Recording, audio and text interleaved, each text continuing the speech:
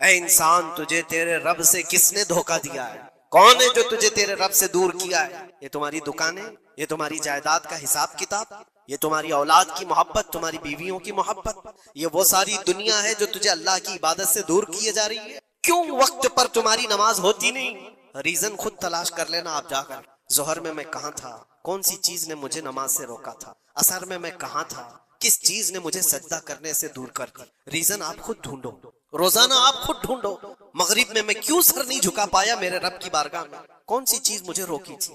کیا میں دکان پر بیٹھا تھا؟ تو وہ دنیا ہے جو دھوکہ ہے جو تجھے اللہ سے دور کر رہی ہے۔ یا تم دوستوں کے ساتھ بات چیت میں بزی ہو گئے تھے تو یہ دوست شیطان ہیں جنہوں نے تجھے اللہ سے دور، یا کوئی اور چیز تھی، موبائل میں بیٹھا تھا، گیم کھیل رہا تھا، یہ وہ دنیا ہے جو تجھے اللہ سے دھوکہ دی۔ ٹی وی میں بیٹھا تھا، میچ میں بیٹھا تھا، کھیل کود میں تھا، یہ ساری چیزوں کا ریزن آپ خود ڈھونڈو۔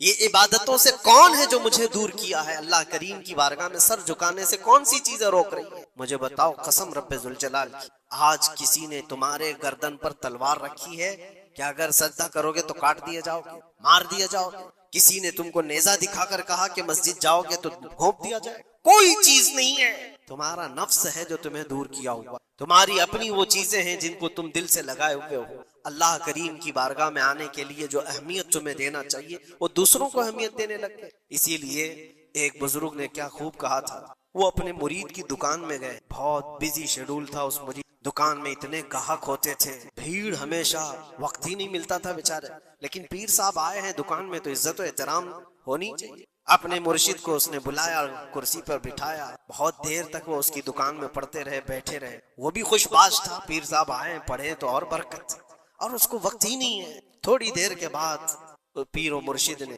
اس کے دکان کی چیزیں اٹھا کر کے جو ڈبے وغیرہ تھے سونگنے، یہ سونگا وہ سونگا۔ اس مرید نے پوچھا حضور یہ آپ کیا سونگ رہے؟ کہا میں یہ دیکھ رہا ہوں کہ ان ڈبوں میں کہیں تو پخانہ تو نہیں کہیں تو اپنی حاجت اسی میں تو نہیں کرتا؟ اس نے کہا کیوں آپ ایسا کہہ رہے ہیں؟ کہا تو جتنا بیزی ہے جانے کا موقع کہاں ملتا ہوگا، یہی تو اپنا ٹوائلٹ بھی کرتا ہوگا۔ اس نے کہا حضور اتنا وقت تو نکال لیتا ہوں، طہارت کے لیے جا سکتا ہوں، استنجا پخانے کے لیے تو جا سکتا ہوں۔ زوردار تماچا انہوں، اپنے پیٹ کی گندگی نکالنے کے لیے تیرے پاس وقت ہے، اس رحمان کے دربار میں سر جھکانے کے لیے تیرے پاس وقت نہیں، تو نے کس چیز پر اپنا دل لگا رکھا ہے؟ یہ تھی ان کی تربیت۔ حقیقت ہے میرے عزیزوں، ہم اگر ریزن ڈھونڈیں تو چھوٹی چھوٹی چیزوں کے لیے ہم اپنا وقت بھی دیتے ہیں، پیسے بھی دیتے ہیں، لیکن اللہ کریم کے ساتھ تمہارا کیا سلوک؟ یہ حدیث سنا کر میں بس ختم کرتا ہوں۔ اللہ کریم خود فرماتا ہے، یہ حدیث قدسی ہے، حدیث قدسی اس کو کہتے ہیں، فرمان اللہ کا ہے، زبان رسول اللہ کی۔ اللہ فرماتا ہے انا عند ظنی عبدی بی، بندہ میرے متعلق جیسا گمان کرتا ہے میں اس کے ساتھ ویسا سلوک کرتا ہوں۔ تم اللہ کریم کے لیے کیا مقام رکھتے ہو اپنے دل؟ اللہ کی بارگاہ میں آتے ہو تو کس طرح؟ اسی لیے حضرت رابعہ بصریہ رضی اللہ تعالیٰ عنہا کو ہم نے سنا ہے کہ جب وہ نماز کے لیے جاتی تو دلہن کی طرح سج کے جاتی تھی،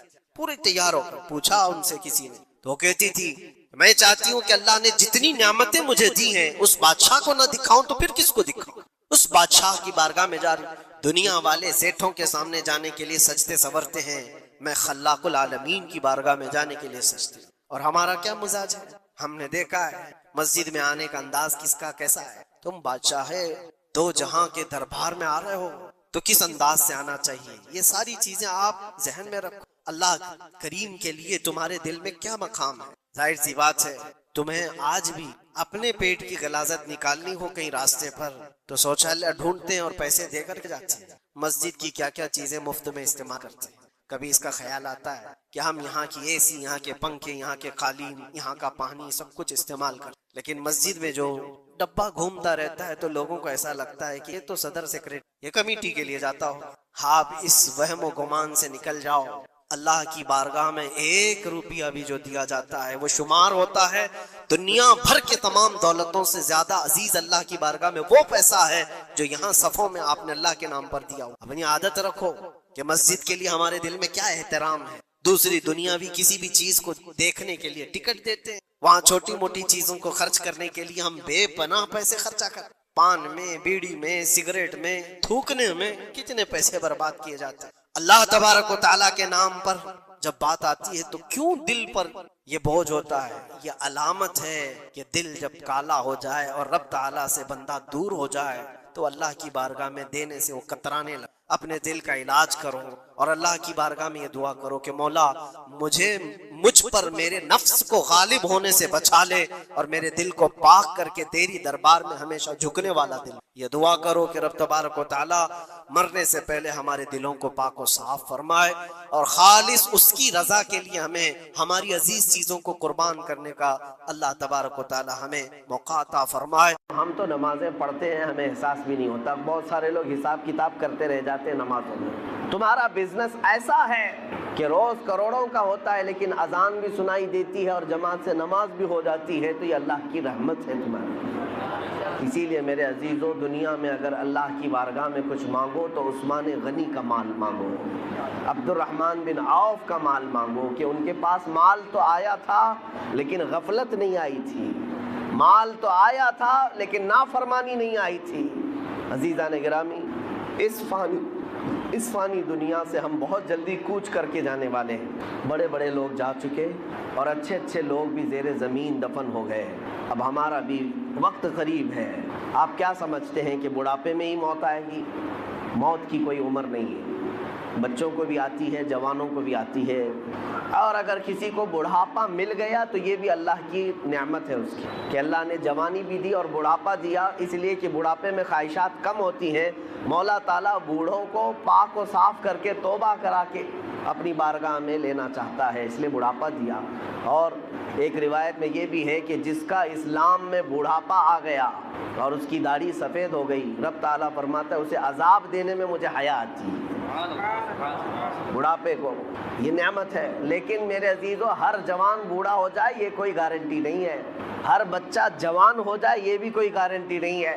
موت کی اپنی کوئی عمر نہیں. ہم نے زندگیاں جتنی گزارنی تھی گزار لیا, ہم موت سے بہت تیزی سے قریب ہوتے جا رہے ہیں. تمہیں پتہ ہے سیدنا حاتم اصم رضی اللہ تعالیٰ عنہ سے پوچھا گیا, آپ جب نماز پڑھتے ہیں تو آپ کے جسم پر رکت طاری ہوتی ہے, آنکھیں بہنے لگتی ہیں, کیسے آپ نماز پڑھتے ہیں, کیا سوچتے ہیں آپ؟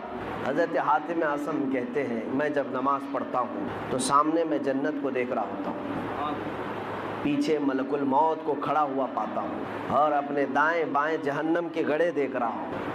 اگر میں آگے کی طرف نہیں بڑھا, ملک الموت تو ابھی میری گردن دبوچنے والا ہے, یا تو دائیں گروں گا یا بائیں گروں گا, اور دونوں طرف جہنم کے گڑھے ہیں. اس لیے مجھے خوف ہوتا ہے, ڈر ہوتا ہے کہ کسی نہ کسی طرح اس راستے سے میں نکل کر جنت تک پہنچ جاؤں. میرے عزیزوں, ہم تو نمازیں پڑھتے ہیں, ہمیں احساس بھی نہیں ہوتا. بہت سارے لوگ حساب کتاب کرتے رہ جاتے ہیں نمازوں میں. ملک الموت ہر دن ہر گھر پر آ کر ایک بار ضرور جاتے ہیں. آج بھی ہمارے گھر آئے ہوں گے, یا جہاں ہم ہوتے ہیں ہم کو دیکھ کر کے جاتے ہیں, اور جس کی موت آنے والی ہوتی ہے اسے اس دن 3 مرتبہ وہ دیکھ کر جاتے ہیں. برابر وقت پر اس کی روح قبض کرنی ہوتی ہے, اور وہ 1 منٹ نہ آگے نہ پیچھے کرتے ہیں.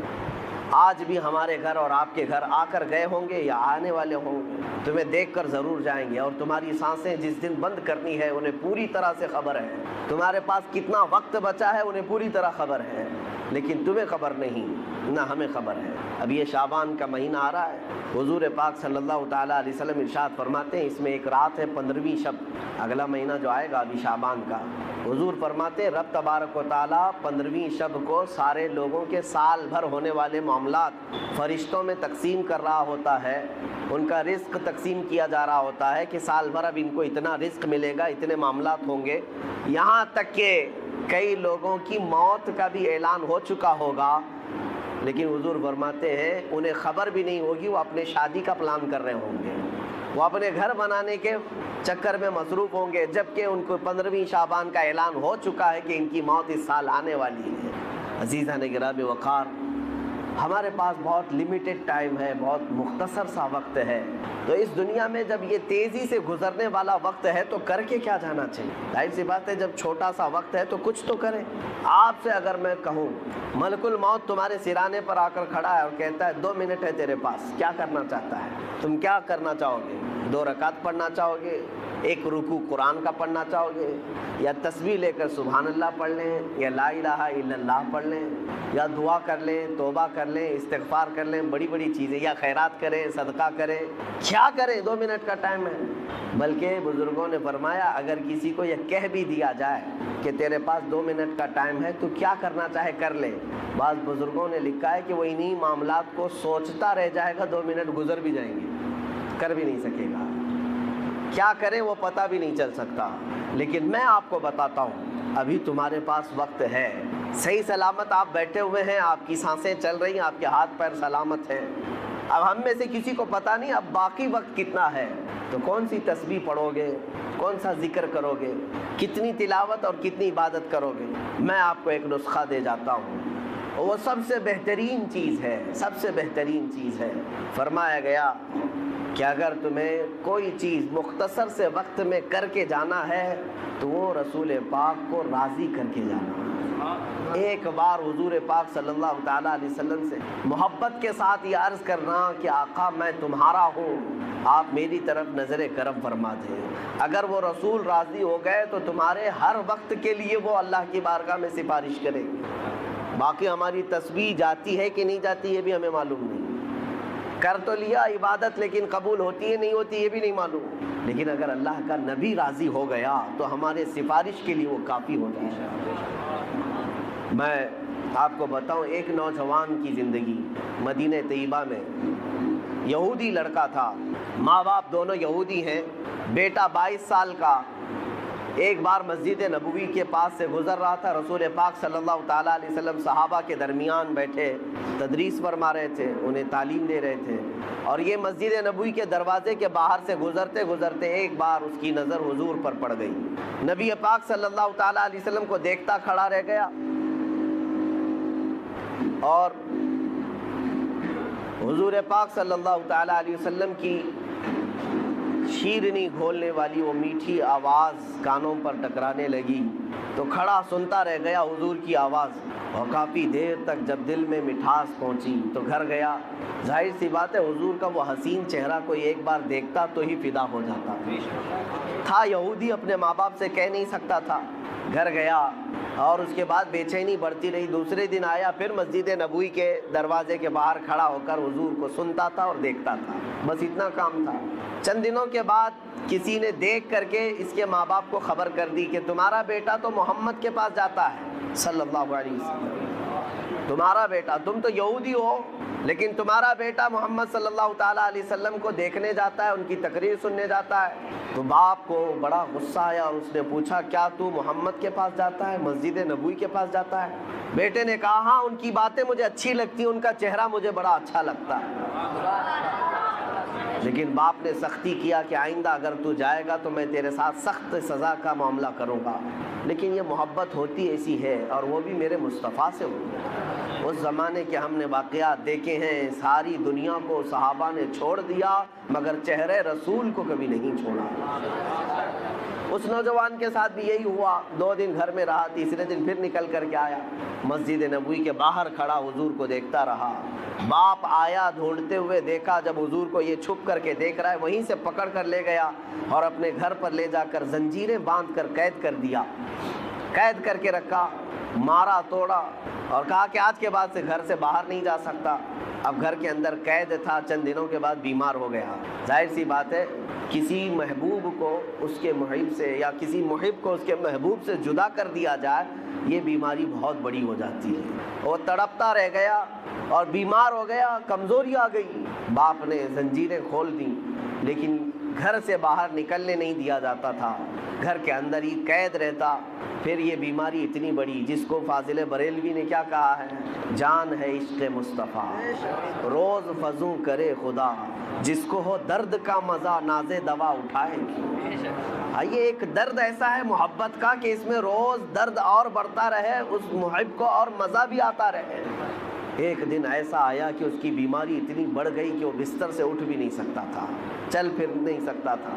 حکیموں سے علاج کرایا گیا، طبیبوں سے علاج کرایا گیا، علاج کرتے کرتے مہینے گزر گئے، لیکن اس کی بیماری بڑھتی گئی۔ ایک دن حکیم نے آ کر یہ کہہ دیا اس کے باپ سے کہ اب تمہارا بیٹا زندہ نہیں رہ سکتا، ایک دن کا مہمان ہے، یہ جو کھانا کھائے، جو چاہے کھلا دو پلا دو اور جو خواہش ہے پوری کر دو، یہ ایک دن سے زیادہ اب زندہ نہیں رہ سکتا۔ جوان لڑکا ہے 22 سال کا، موت کے کنویں میں جا رہا ہے، ماں باپ کے دل پر کیا بیتتی ہوگی، رونا دھونا بھی تھا۔ لیکن بچے کی بیٹے کی محبت غالب آ گئی. بیٹے سے پوچھا بیٹا ہم نے تیرے ساتھ اگر ناانصافی کی ہے تو معاف کر دے, اگر تیری کوئی آخری خواہش ہے, کچھ کھانا پینا چاہتا ہے تو ہمیں بتا دے, ہم تیرے لیے حاضر کر دیں گے. اس نوجوان نے بستر پر لیٹے ہی اپنے باپ سے کہا میری ایک ہی خواہش رہ گئی ہے کہ ایک بار پھر سے محمد کا چہرہ دیکھوں صلی اللہ علیہ وسلم. باپ پگھل گیا. ماں نے بھی کہا لڑکے کی کہ جاؤ اگر وہ دیکھنا چاہتا ہے تو جا کر ان سے کہہ دو محمد صلی اللہ علیہ وسلم سے کہ وہ ہمارے بیٹے کو ایک بار ملاقات کر لیں. تھے تو یہودی, کٹر یہودی, حضور کو بالکل برداشت نہیں کرتے, وہ دشمنی میں تلے رہتے. لیکن آیا وہ یہودی اور محمد صلی اللہ علیہ وسلم کی بارگاہ میں جب حضور صحابہ کے ساتھ بیٹھے ہوئے تھے, یہ فجر کے بعد کا وقت تھا, آیا, آ کر کے وہ روتے ہوئے کہنے لگا میرا ایک بیٹا آپ کی محبت میں دنیا سے جا رہا ہے, ایسا مریض ہو گیا کہ اس کا اب موت کا وقت قریب آ گیا, وہ ایک بار آپ کو دیکھنا چاہتا ہے. رسول پاک صلی اللہ تعالیٰ علیہ وسلم اسی وقت اپنی مجلس سے اٹھے, اپنے صحابہ سے کہا چلو میرا ایک دیوانہ دنیا سے رخصت ہو رہا ہے. نکل کر کے میرے آقا اس یہودی کے گھر آئے. بستر پر لیٹا ہوا وہ بیمار 22 سال کا نوجوان جس کے جانے کا وقت قریب تھا, سانسیں اکھڑ رہی تھیں. حضور سیدھے اس کے سرانے کے پاس جا کر بیٹھتے ہیں اور اس کا سر گردن کی طرف ہاتھ دے کر کے اٹھاتے ہیں تو پورے جسم میں اس کے گرمی دوڑ جاتی ہے. میرے آقا صلی اللہ تعالیٰ علیہ وسلم کا لمس پایا ہاتھ کا, جسم کے اندر طاقت محسوس ہوئی اور چہرہ کھل گیا. دیکھا, آنکھیں بھر کر کے حضور کے چہرے کو مسکرانے لگا اور کہا کہ میری زندگی وصول ہو گئی, میری زندگی وصول ہو گئی. یہ کہتا رہا. میرے آقا نے حضور پاک صلی اللہ تعالیٰ علیہ وسلم کی اتنی بات پر وہ زور سے کلمہ پڑھا اور حضور کی گود میں سر رکھ کر کے اس کی روح پرواز کر کے انتقال کر گیا.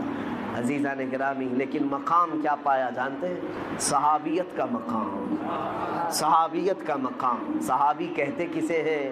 غوث اعظم عبد القادر جیلانی رضی اللہ تعالیٰ عنہ سے پوچھا گیا صحابی اور غوث کے مقام میں کیا فرق ہے؟ آپ فرماتے غوث اور صحابی کی بات کرتے ہو. صحابی رسول جن گھوڑوں پر بیٹھ کر جہاد میں جایا کرتے, ان گھوڑوں کے ٹاپ کے نیچے سے جو دھول اڑتی تھی, غوث وہاں بھی نہیں پہنچ سکتا, وہاں تک بھی نہیں پہنچ سکتا. اب اندازہ کرو جو چند لمحوں میں میرے آقا کا دیدار کیا اور غوث سے بھی بڑا مقام پا گیا. کس وجہ سے؟ اسی لیے میں نے اس واقعے کو اس لیے عرض کیا کہ اگر کسی کے پاس زندگی میں تھوڑا سا وقت باقی ہے, تھوڑا سا وقت باقی ہے, اور اگر اسے کچھ کرنا چاہیے تو صرف اتنا ہے, آج لے ان کی پناہ, آج مدد مانگ ان سے, آج لے ان کی پناہ, آج مدد مانگ ان سے. کل نہ مانیں گے, قیامت میں اگر مان گیا. اعلیٰ حضرت نے فرمایا پھر قیامت میں تو ہر کوئی حضور کو ماننے لگ جائے گا. جو مقام و مرتبہ وہاں پر دیکھے گا ہر کوئی کہے گا یہ میرے آقا ہیں. لیکن کمال یہ ہے اے مومن, آج تو ان کے قدموں میں آ جا, آج تو ان کا ہو جا. ہمارے پاس مختصر سی زندگی بچی ہے میرے عزیزوں. دنیا کو ہم الوداع کہنے والے ہیں. نہ جانے کتنے جنازے ہم نے اٹھائے اور کتنی قبروں میں ہم نے لوگوں کو دفن کیا. ہم نے اپنی آنکھوں سے دیکھا اور کتنے لوگوں کو مٹی بھی دیا. کیا یہ حقیقت نہیں ہے؟ کیا یہ حقیقت نہیں؟ قرآن یہ کہتا ہے الہاکم التکاثر حتی زرتم المقابر. اللہ تعالیٰ فرماتا ہے یہ دنیا کی ہر چیز کی کثرت نے تمہیں غافل کر رکھا ہے. مال کی کثرت, کھانے کی کثرت, پہننے کی کثرت, اولاد کی کثرت, مرتبوں کی کثرت, خواہشات کی کثرت, یہ زیادتی نے تمہیں غافل کر رکھا ہے. اور اس غفلت سے اگر آزاد ہونا ہے, رب تعالیٰ فرماتا ہے جاؤ قبروں کو دیکھاؤ. حتی زرتم المقابر, یہاں تک کہ تم قبروں کو دیکھاؤ. کیوں قبروں کو دیکھنے کا حکم دیا گیا؟ جا کر دیکھنا وقت کے بڑے بڑے پیسے والے وہاں پر لیٹے ہوئے ہیں, وقت کے بڑے بڑے لیڈر جو تھے وہ بھی لیٹے ہوئے ہیں, جن کی پہلوانی کے چرچے ہوا کرتے تھے وہ بھی زیر زمین دفن ہے. اور زیادہ دن تک نہ جسم سلامت ہے نہ چہرہ سلامت ہے. قبروں میں جانے کے بعد اکثر تو کیڑے مکوڑوں کی غذا بنا دیے جاتے ہیں. میرے عزیزوں, ہمارے ساتھ بھی اس دنیا سے جانے کے بعد ایک نئی زندگی کا سامنا کرنا ہے. کبھی تم سوچتے ہو آج 10 بائی 10 کے روم میں ہمیں نیند نہیں آتی, ایک چوڑے اور لمبے پلنگ پر ہاتھ کسی سے ٹکرائے تو ہماری نیند میں خلل ہوتا ہے. لیکن جس دن ہمارے عزیز ہمیں کفن میں باندھ کر چھوٹی سی قبر میں سلا کر کے آتے ہیں, کروٹ لینے کی بھی جگہ نہیں ہوتی, نہ ہمیں تکیہ دیا جاتا ہے, نہ چادر دی جاتی ہے, نہ چٹائی بچھائی جاتی ہے, کچھ نہیں. اور ننگی زمین پر لٹا کر کے ہمیں، اور وہ بھی مٹی کا ڈھیر ڈال کر کے آ جاتے ہیں۔ کبھی احساس کیا اب کتنے دن کے لیے تمہارے گھر والے سلا کر کے آ رہے ہیں؟ یہ بھی تمہیں پتہ ہے میاں، 1 دن کے لیے، 2 دن کے لیے، 3 دن کے لیے ہم میں سے کسی کو پتہ نہیں جب ہمیں دفن کر کے آتے ہیں اگلے 500 سال سونا ہے کہ 600 سال سونا ہے، لیکن سونا اسی میں ہے۔ اور حالات کیا ہوں گے، حالات کیا ہوں گے پتہ ہے؟ بزرگوں نے فرمایا جب تمہارے اہل خانہ تمہیں دفن کر کے جاتے ہیں تو 3 دن نہیں گزرتے کہ تمہاری ناک سے اور کان سے اندر کی چیزیں باہر آنا شروع ہوتی ہیں، ہمارے پیٹ کا گودا باہر آنا شروع ہو جاتا ہے، اور 8 دن نہیں گزرتے کہ پیٹ پھٹ جاتا ہے، انتڑیاں باہر نکل آتی ہیں، تعفن ہو جاتا ہے قبر کے اندر، اور اچانک مٹی سے کیڑے پیدا کر دیے جاتے ہیں جو جسم کے ان اعضاء کو کھانے لگ جاتے ہیں۔ 40 دن گزرنے کے وقت اس کے جسم کا گوشت تک کھینچ لیا جاتا ہے۔ میرے عزیزو، یہ ہماری حقیقت ہے، یہ ہماری حقیقت ہے۔ میں کبھی کہتا ہوں نوجوانوں سے جو جیم میں جا کر اپنی باڈی بنانے میں گھنٹوں صرف کرتے ہیں، اپنی باڈی بنانے میں، اپنا چہرہ بنانے میں، تمہیں پتہ ہے مولا کائنات علی مرتضیٰ رضی اللہ تعالیٰ عنہ ایک دن قبرستان گئے اور قبر والوں کو سلام کیا، السلام علیکم یا اہل القبور، اور پھر پوچھا ہے قبر والے تمہارا کیا حال ہے؟ آپ کے ساتھ ایک تابعی حضرت سعید ابن مسیب تھے، وہ کہتے ہیں میں حضرت علی سے پوچھ رہا تھا کیا یہ قبروں والے آپ کو جواب دے رہے ہیں؟ حضرت علی کہتے ہیں ہاں وہ قبر والے جواب دے رہے ہیں، میں سن بھی رہا ہوں، یہ سب کے بس کی بات تو ہے نہیں۔ اس کے تھوڑی دیر کے بعد حضرت علی رونے لگ گئے، آنکھیں بھیگ گئیں۔ ان کے ساتھ موجود تابعی نے پوچھا کہ کیا جواب دیا قبروں والوں نے؟ مولا کائنات حیدر کرار شیر خدا رضی اللہ تعالیٰ عنہ فرماتے ہیں میں نے ان سے پوچھا تو قبروں والے کہتے ہیں اے علی ہمارا کیا حال پوچھتے ہو؟ جس چہرے کو ہم گھنٹوں سجایا کرتے تھے اس چہرے پر اللہ نے بچھو چھوڑ دیے اور وہ ہمیں ڈنک پہ ڈنک مارتے ہیں۔ جن بالوں کو ہم بار بار سجایا کرتے تھے ان میں خون اور پیپ بھر دیا گیا ہے، ہمارے جسم کے اوپر سے چمڑیاں ادھیڑ دی گئی ہیں اور گوشت کی سڑن پیدا کر دی گئی ہے۔ اور وہ قبروں والوں کے حالات حضرت علی سنتے سنتے رونے لگ گئے۔ وقت کے صحابی داماد رسول قبر کے ذکر سے رو پڑتے تھے۔ میرے عزیزو آج ہماری کیا حالت ہے؟ ہماری آنکھیں تک نہیں بھیگتی، ہمارا دل تک موم نہیں ہوتا، خواہشات نے ہمیں اتنا مصروف کر دیا ہے کہ اپنا آخری سفر بھی بھول بیٹھے، جبکہ تمہیں پتہ ہے تم ہماری تقریر سنو یا نہ سنو، کسی کا بیان سنو یا نہ سنو، تمہیں تو موت آنی ہے، تمہیں لے جایا جائے گا۔ اس بات کو مانو یا نہ مانو، تمہارے نہ ماننے سے، تمہارے انکار کرنے سے تمہاری موت کے آنے میں کوئی فرق نہیں پڑے گا۔ موت تو آنا ہے، تم 1000 اختلاف کرو مجھ سے، 1000 مجھے گالیاں دے لو، لیکن موت تو آنی ہے میرے عزیز، موت تو آنی ہے۔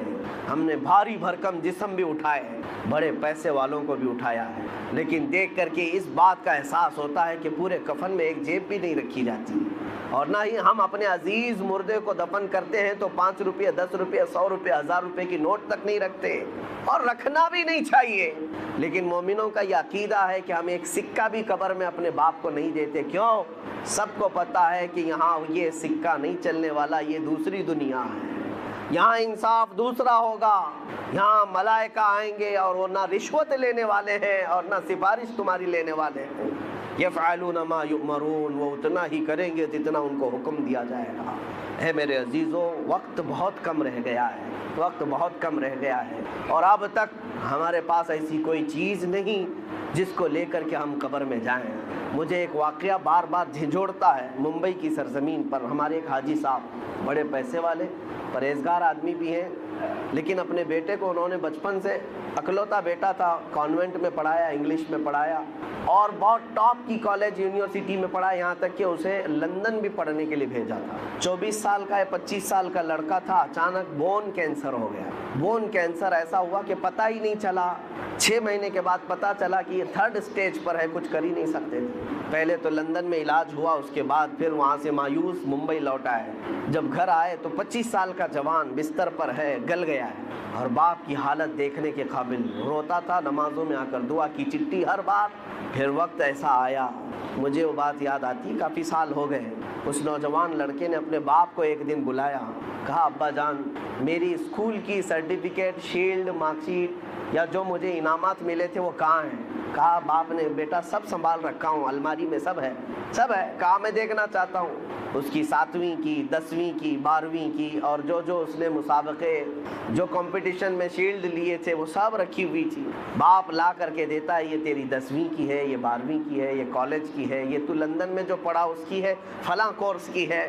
وہ بستر پر لیٹے لیٹے نوجوان دیکھتا رہا، حسرت سے اپنے باپ کو پوچھتا ہے وہ ساری سرٹیفکیٹ دکھا کر، ابا جان مجھے بتاؤ ان ساری سرٹیفکیٹ میں کون سی ایسی سرٹیفکیٹ ہے جو میں منکر نکیر کو بتا دوں تو مجھے چھوڑ دیں؟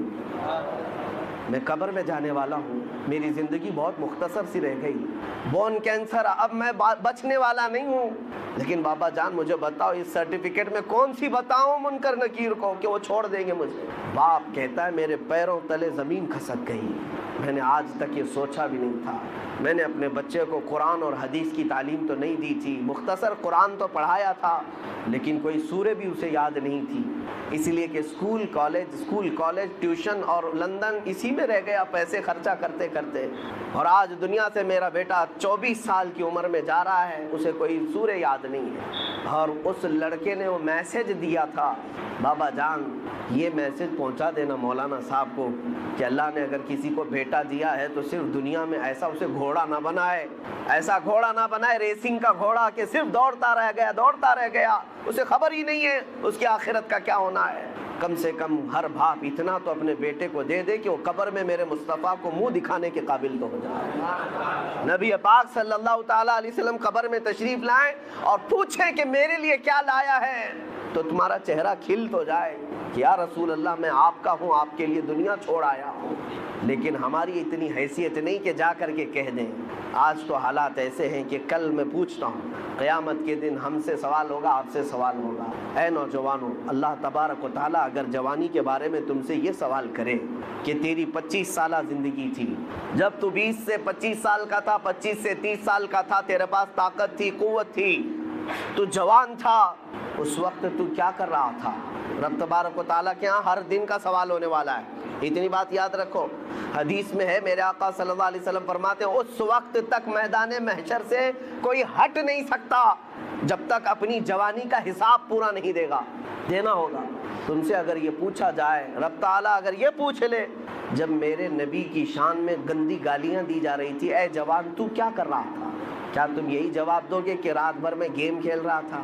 اے اللہ تیرے نبی کو جب گالیاں دی جا رہی تھی، توہین کی جا رہی تھی، تو میں تو کرکٹ کھیل رہا تھا، فٹ بال کھیل رہا تھا، جیم پہ جا رہا تھا، دعوتیں اڑا رہا تھا، برتھ ڈے منا رہا تھا، یہی جواب دو گے؟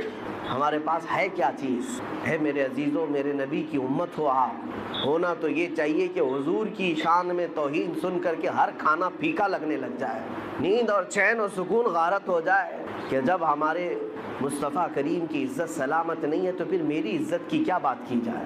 بہرحال آج احساس میں دلانے آپ کے سامنے کھڑا ہوں، اب فیصلہ آپ کے ہاتھ میں ہے۔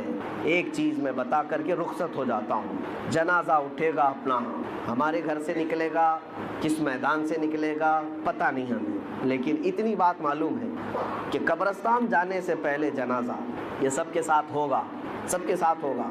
ابھی قبرستان پہنچا نہیں ہوتا کہ پوری قبر کے مردے کھڑے ہو جاتے ہیں۔ اگر کوئی غلط آدمی کا جنازہ آ رہا ہے، گنہگار کا آ رہا ہے، تو وہ کھڑے ہو جاتے ہیں اور کہتے ہیں اے رب ذوالجلال اسے ہمارا پڑوسی نہ بنا، اسے اس قبرستان میں داخل ہونے نہ دے، اس لیے کہ آج وہ آئے گا، دفن ہوگا، اس پر تیرا عذاب ہوگا جس کی وجہ سے ہم سب کا چین اڑ جائے گا۔ مردے کھڑے ہو کر کے پناہ مانگتے ہیں اللہ کی بارگاہ میں کہ ایسا منحوس شخص اس قبرستان میں نہ آنے پائے۔ لیکن ایک موت ایسی بھی ہے کہ میرے مصطفیٰ کو راضی کر کے دنیا سے گیا، خواہشات کو ٹھوکر مار کر کے گیا، اپنی نمازیں، سجدے اور ذکر و اذکار لے کر کے گیا، تب بھی قبرستان کے مردے کھڑے ہوتے ہیں اور عرض کرتے مولا جو جنازہ آ رہا ہے اسے ہماری قبر کے بغل میں دفن ہونے کی اجازت ہے، اس لیے کہ آج سے تو اس پر اپنی رحمت کے دروازے کھولے گا، ان بارشوں کی چھینٹیں ہماری قبروں پر بھی پڑیں گی۔ فیصلہ تمہارے ہاتھ میں ہے کس جنازے میں لیٹ کر جانا چاہتے ہو، فیصلہ تمہارے ہاتھ میں ہے کہ لوگ تمہارا استقبال کریں یا تم سے پناہ مانگیں۔ اور اتنی بات نہیں، اس مسجد میں آج نماز پڑھنے آئے ہو، سجدہ کر کے جاؤ گے، پتہ ہے آپ کو یہ بھی روایت میں ملتا ہے کہ جس دن تمہارا انتقال ہوگا مسجد کا وہ ٹکڑا تمہاری جدائی میں رونے لگ جائے گا، جہاں تم سجدہ کرتے تھے اللہ کی بارگاہ میں روتا ہے کہ مولا کیا وہ بندہ چلا گیا جس کے سجدوں سے مجھے سکون تھا؟ آسمان کا وہ دروازہ جس سے تمہارا رزق اترتا تھا، وہ دروازہ تمہاری جدائی کے غم میں روتا ہے کہ مولا وہ بندہ چلا گیا جو تیرا ذکر کرتا تھا۔ لیکن ایک بات یہ بھی یاد رکھو، جنہوں نے گناہوں سے اس زمین کو لال کر دیا ہے، اپنی نافرمانی سے دھبے بٹھا دیے ہیں زمین پر، کبھی نشہ کے ذریعے سے، کبھی زنا کے ذریعے سے، کبھی چوری کے ذریعے سے، اپنی خواہشات سے اس زمین کو رنگیلا کر دیا، جس دن اس کی موت ہونے والی ہے زمین کے وہ سارے حصے اللہ کی بارگاہ میں کہتے مولا تیرا شکر ہے، اس بوجھ کو تو نے ہم سے دور کر دیا، اس بوجھ کو تو نے ہم سے ہٹا لیا، تیرا شکر ہے۔ یہاں تک کہ زمین پھر پکار کر کہتی ہے مولا اسے تو میرے سینے میں دے دے، میں اس کے سارے غرور کو ایسا توڑوں گی کہ ایک رات میں اسے یاد آ جائے۔ قبر جب دباتی ہے، میرے آقا فرماتے ہیں ان ضغطۃ القبر حق، حضور فرماتے ہیں قبر کا جھٹکا دینا حق ہے، کسی سے نہیں چھوڑے گی، اور تمہیں بتائے گی کہ تم جس طرح سے اکڑ کر چلتے تھے تمہاری اصل حقیقت کیا ہے۔ اے میرے عزیزو، آخرت کو یاد کرو، اپنے آخری سفر کو یاد کرو، اور اسی میں تم اصلاح بھی پاؤ گی۔ بڑی بڑی تقریریں سن لینا، ہو سکتا ہے اثر نہ ہو۔ میرے آقا نے فرمایا دو چیزیں میں تمہارے درمیان نصیحت کرنے والی چھوڑ جا رہا ہوں، اگر یہ دو چیزوں سے نہیں سدھر سکے تو پھر تیسری کوئی چیز سدھار بھی نہیں پائے۔ وہ دو چیزیں کیا ہیں؟ میرے آقا فرماتے ہیں قرآن تمہارے درمیان نصیحت کرتا رہے گا، اور ایک موت تمہیں سمجھاتی رہے گی، تمہارے عزیزوں کی موت، تمہارے رشتہ داروں کی موت، تمہارے دوستوں کی موت، تمہارے ماں باپ بھائی بہنوں کی موت تمہیں بار بار سمجھاتی رہے گی ہم جا رہے ہیں پیچھے، تجھے بھی آنا ہے، جتنی جلدی ہو سکے توبہ کر لے۔ عزیزان گرامی وقار، آخری میری یہ بات ہے، مولانا روم ایک بات فرماتے ہیں، ایک آدمی نے طوطا پال رکھا تھا، طوطا پالا تھا، اور وہ طوطے کو اس نے لا الہ الا اللہ سکھایا تھا۔ کچھ طوطے بولنے والے بھی ہوتے ہیں نا، بولنے والا طوطا تھا، اس کو لا الہ الا اللہ سکھایا تھا۔ وہ طوطا بڑی صاف انداز میں لا الہ الا اللہ لا الہ الا اللہ دن بھر کہتا رہتا تھا۔ ایک دن پنجرے سے باہر نکلا طوطا، گھر میں ایک بڑا بلہ آیا اور بلے نے جھپٹا مارا، اس کی گردن کو پکڑ لیا، اور جیسے ہی جھپٹا مارا طوطا ٹائیں ٹائیں ٹائیں ٹائیں کرنے لگ گیا، دم زدن میں بلے نے اس کو پھاڑ کر رکھ دیا، مر بھی گیا طوطا۔ اب پالا ہوا طوطا تھا، مر گیا، ٹائیں ٹائیں ٹائیں ٹائیں کرتا گیا۔ اب وہ طوطے کا مالک دیکھ کر کے حیرت میں آ گیا۔ ایک تو طوطے کے مرنے کا غم تھا، لیکن اس سے زیادہ اس کی ہچکیاں بلند ہو گئیں۔ لوگ آئے کہنے لگے ایک طوطے کی موت پر اتنا کیا غم کرتا ہے، دوسرا طوطا پال لے، اسے سکھا دے، پھر وہ بولے گا۔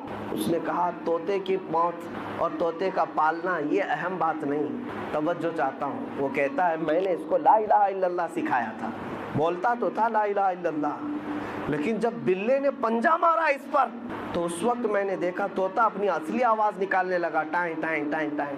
کاش جس وقت طوطے کو بلے نے پکڑا تھا اس وقت وہ لا الہ الا اللہ بول رہا ہوتا، جب وہ ختم ہی ہو چکا تھا۔ اب وہ شخص کہتا ہے مجھے اس طوطے کی موت کو دیکھ کر ڈر آنے لگ گیا۔